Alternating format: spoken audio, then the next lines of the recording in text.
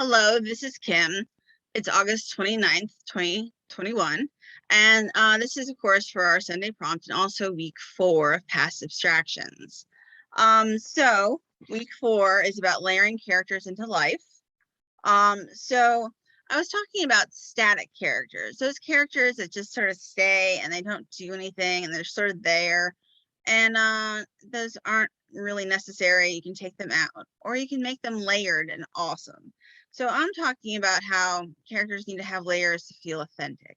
And I do use the word authentic an awful lot, both about myself, that I am on a constant quest to be authentic, and also that I want my characters and my narrator speakers to also be authentic.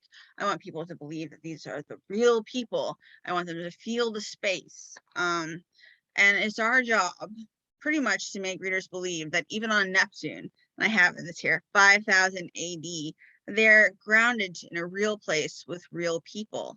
So we want them to suspend belief, no disbelief, and we're supposed to be there. Our reader needs to be there with us in our imagination and our writing. So to add layers of depth to a character, I have a few quick tips. Add specific traits and features. So with your descriptions, maybe a character has a ripped pocket, scuffed boots, muddy boots. I mean, they tell a lot. Even just like a boot or a glove tells a lot about a person.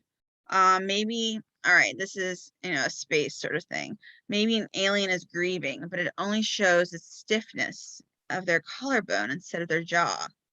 And a damsel that is not in distress wears a gown and a knife, a glimmering smile, and dangerous eyes. So you see that even if the eyes aren't blue, they can be dangerous, right? And then after that physical description comes association, which I talk about also a lot, and layering. So what if a grieving alien pinkins whenever his colleague gets too close to their emotion? So this colleague sees the sorrow and cannot express it either. So instead of like having this dialogue that will be flat and doesn't work or static, perhaps they back off their line of questions and clasp the third hand of this very grieving alien. And there's going to be a tender moment there that your reader is going to feel. And there's going to be a moment where there's, suspense of disbelief, and the reader is there and they are holding that hand. And then action, which of course that was lens layers. Those colleagues that held the alien's hand, that small gesture will affect the reader. And as soon as that reader empathizes, they're going to empathize with both sides.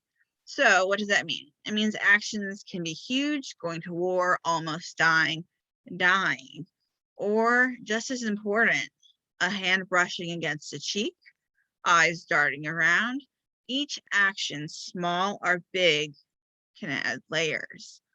And these layers, even if they're small details or grand details, bite-sized or subtle, each one adds like Legos, or like waves of the ocean, and they shift and they change each other.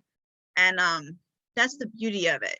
These layers like make a person, they make a character real, they make the writing authentic, and it makes us all believe, which is exactly what we want, right?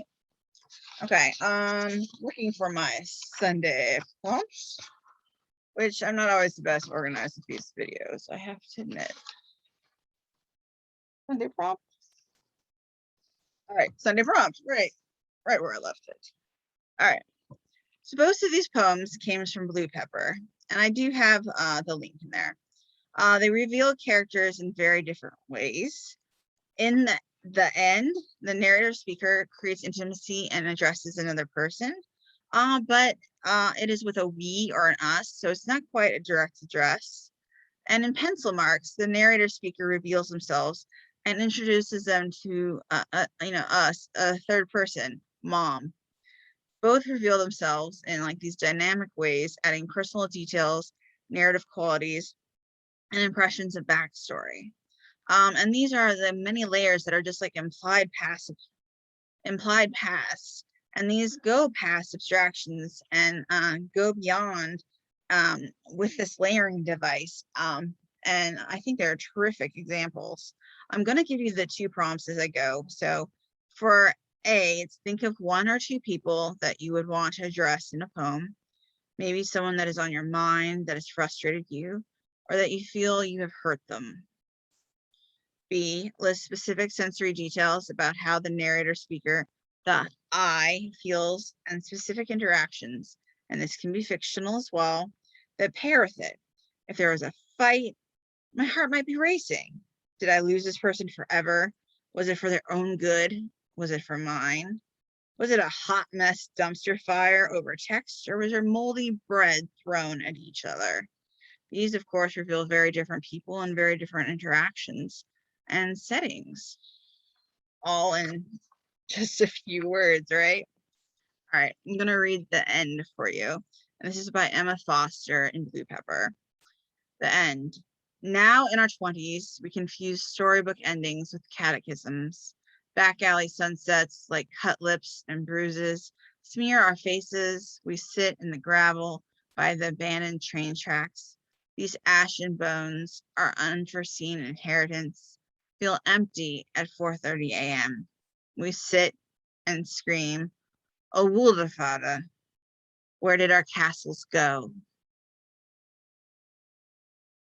And then pencil marks, which does it, these layers differently. Pencil marks. I park in the cul-de-sac, stop at the bottom of the driveway, and grab the mail from the box. The garage door is open, so I take that route. Before going in, I pause and look at the pencil marks on the door jamb, just like the ones from my childhood bedroom. I was always so eager to be tall like Dad. I waited impatiently for a summer growth spurt that never quite came. Bugged her every week to check it again. Standing here now, I examine hers from 10 years ago.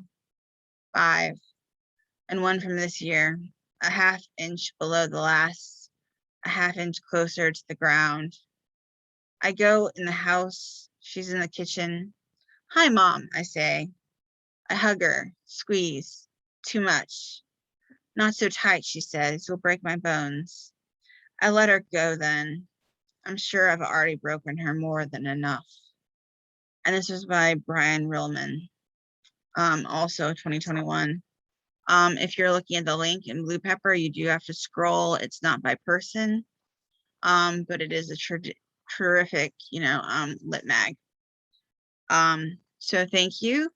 I hope you have a great Sunday and a great week. I hope to see you next week, and happy writing.